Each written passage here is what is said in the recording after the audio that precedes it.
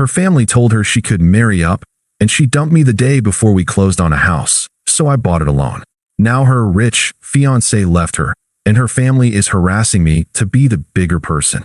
Hey viewers, before we move on to the video, please make sure to subscribe to the channel and hit the like button if you want to see more stories like this. Thanks. The first time I met Chloe's family, I should have known. It wasn't anything they said, not directly. It was the way her mother, Brenda, looked at my perfectly serviceable Toyota Camry parked in their circular driveway, as if it were a stray animal that had wandered onto the estate. It was the way her father, Robert, shook my hand while his eyes were already scanning me for my net worth. But I loved Chloe, and for 2 years, I told myself that her family's quiet disdain was a price worth paying. Tonight, the price felt steeper than usual. We were seated around their impossibly long mahogany dining table, the silverware gleaming under a chandelier that probably cost more than my annual salary. "And how is the project management going, Alex?" Brenda asked, dabbing the corner of her mouth with a linen napkin. She always said my job title as if it were in air quotes, a cute little hobby. "It's going well, Brenda," I said, forcing a smile. "We're launching a new software suite next month. It's a big project." "How lovely," she said, her smile not reaching her eyes. "David, Sarah's last boyfriend, he was in private equity. Such a whirlwind. They're in Monaco this week." From the head of the table, Robert grunted without looking up from his filet mignon. "Stability is important, Brenda. Not everyone is cut out for high finance." Chloe's brother, Kevin, smirked from across the table. "Yeah, gotta respect a guy who knows his ceiling." I felt my knuckles go white around my fork.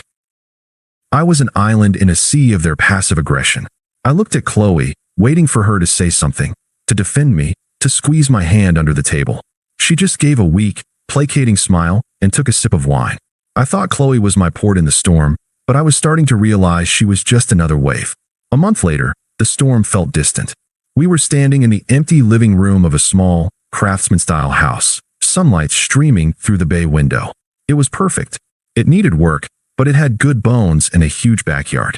"We can put the Christmas tree right there," Chloe said, her voice giddy as she pointed to a corner. "And imagine a swing set out back someday." My heart swelled. This was it. The future. Our future. "It's ours," I said, pulling her into a hug. "We'll make an offer today." I poured every ounce of my hope and every dollar of my savings into that house. The down payment cleaned me out, but I didn't care. It was more than wood and concrete. It was the blueprint for our life. My biggest mistake was letting her hold the blueprint. The night before the closing, I was buzzing. I'd packed a box of kitchen essentials, ready to move first thing in the morning after we signed the papers. I was picturing our first coffee in the new kitchen when I noticed Chloe was quiet.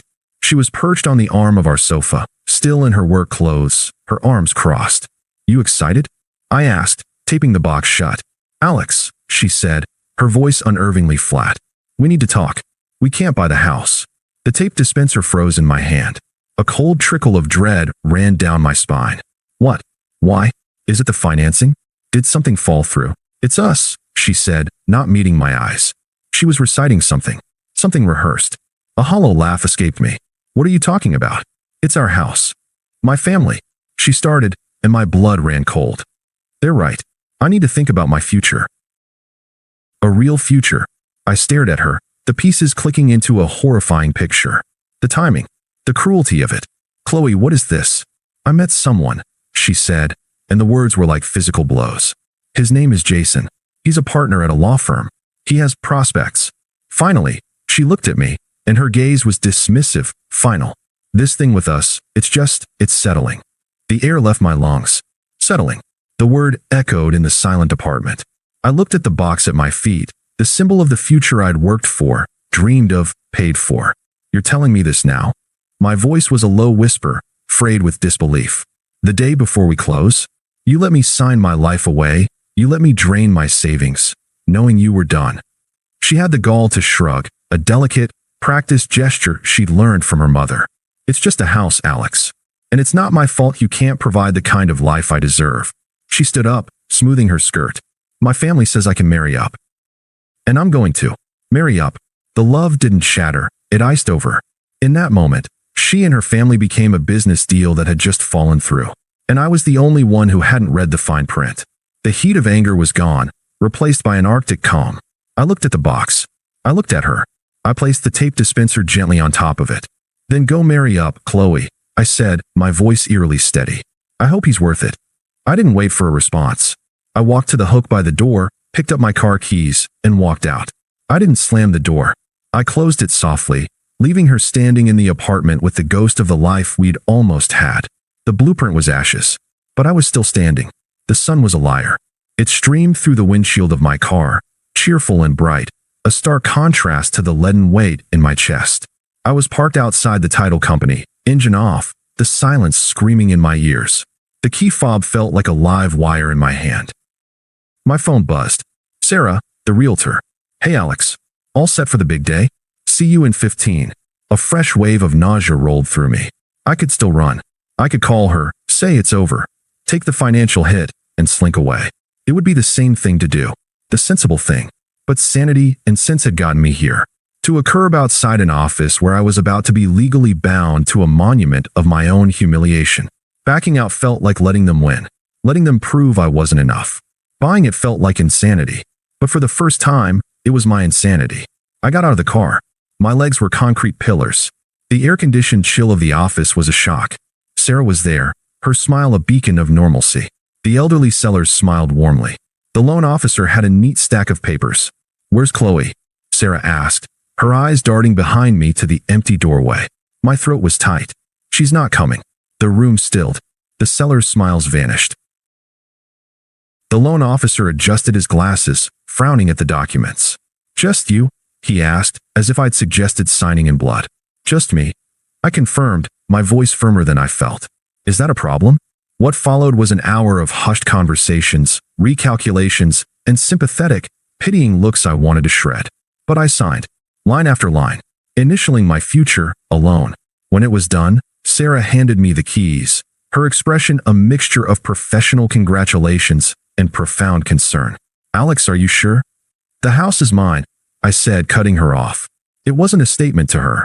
It was a vow to myself. The first night was a special kind of hell. I lay in a sleeping bag on the bare floor of the master bedroom, the emptiness of the house pressing down on me. Every creak, every sigh of the settling foundation was Chloe's ghost. This is where we'd put the bed. This is the window we'd watch the rain from. The blueprint of our life was etched into the dust.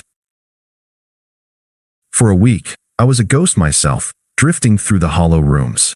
I lived out of a cooler. I showered at the gym. The house was a shell, and I was the lost creature trapped inside. Then, on a Saturday, I went to the hardware store. I didn't need anything.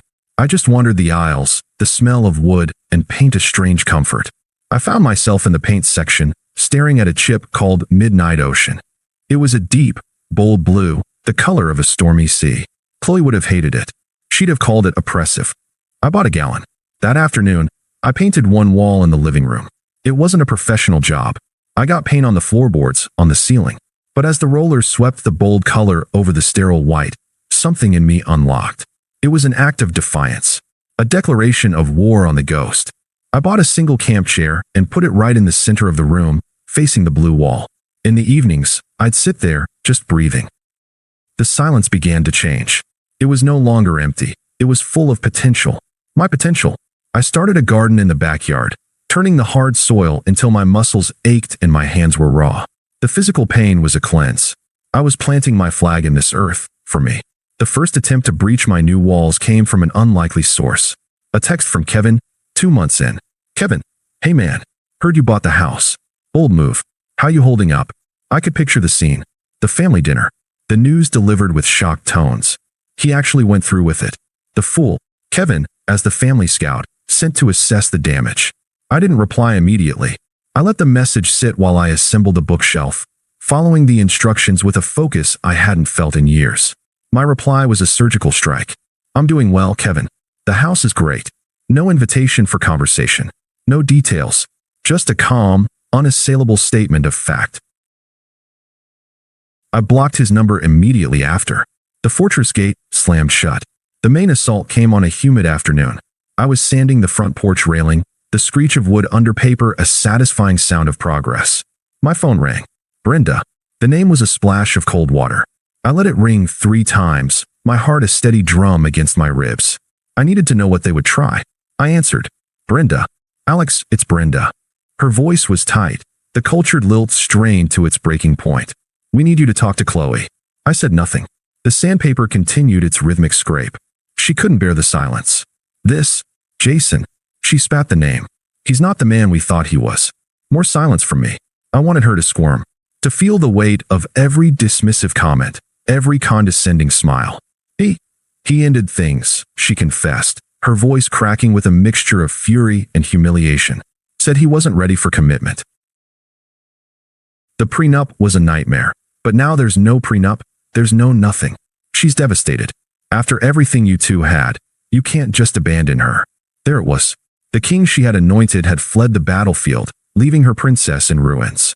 The poetic justice was so absolute it was chilling. She mistook my silence for wavering.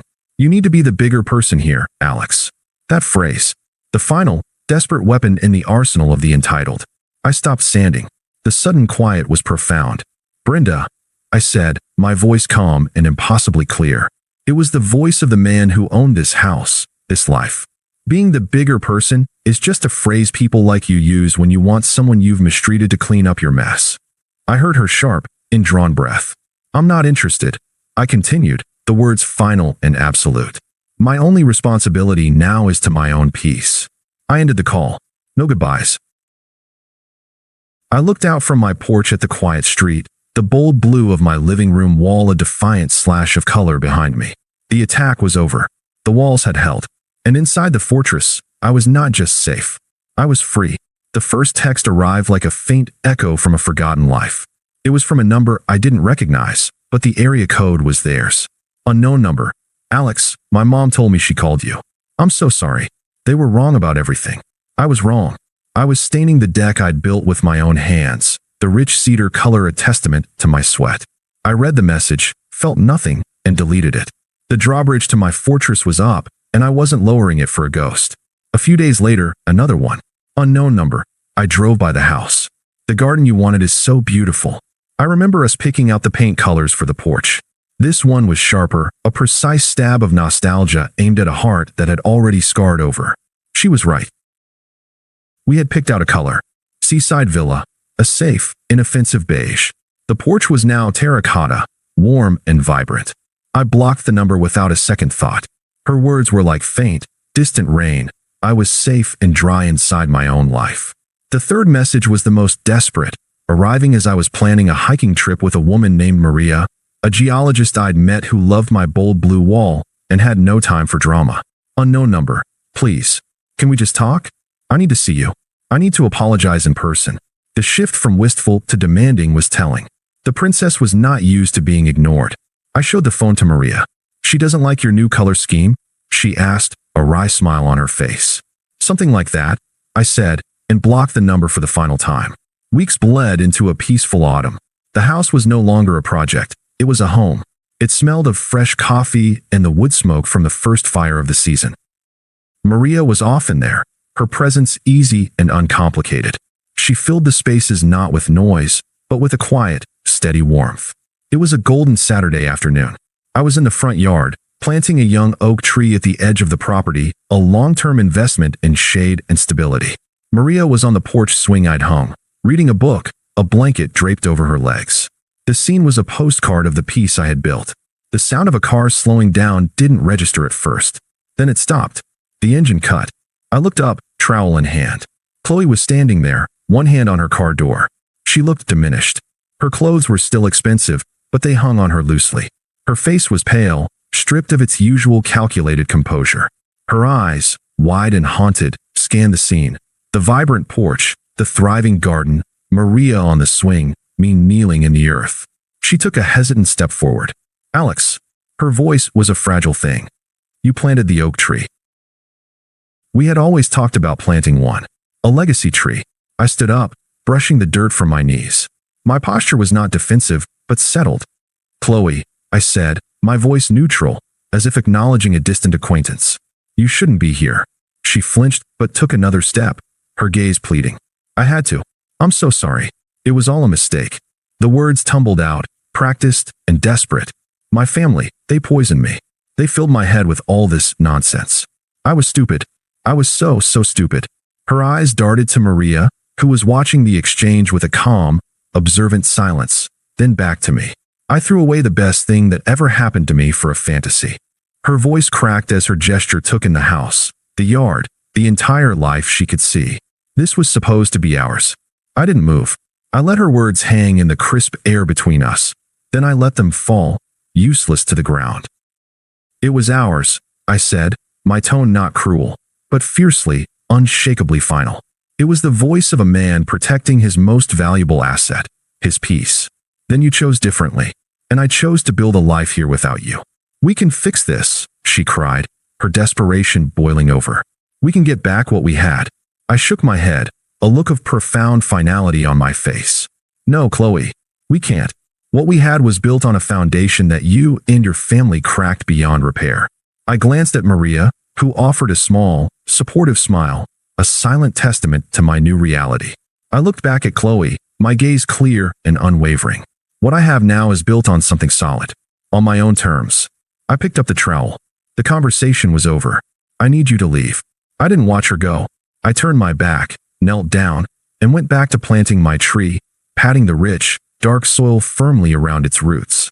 A moment later, I heard Maria's soft footsteps. She didn't say a word, just placed a warm, steadying hand on my shoulder. I heard a car door shut, an engine start, and the sound of a vehicle pulling away, growing fainter until it was swallowed by the quiet of the neighborhood. As I patted the soil around the new tree, I felt no triumph, only peace. The house was no longer a monument to a broken dream. It was simply my home. Her family's words, her betrayal, the bigger person I refused to be. It was all just noise from a world I had gladly left behind. The silence in my own life, I had discovered, was beautiful. Thanks for watching. Make sure to subscribe to the channel and hit the like button. What do you think about this story? Share it in the comments.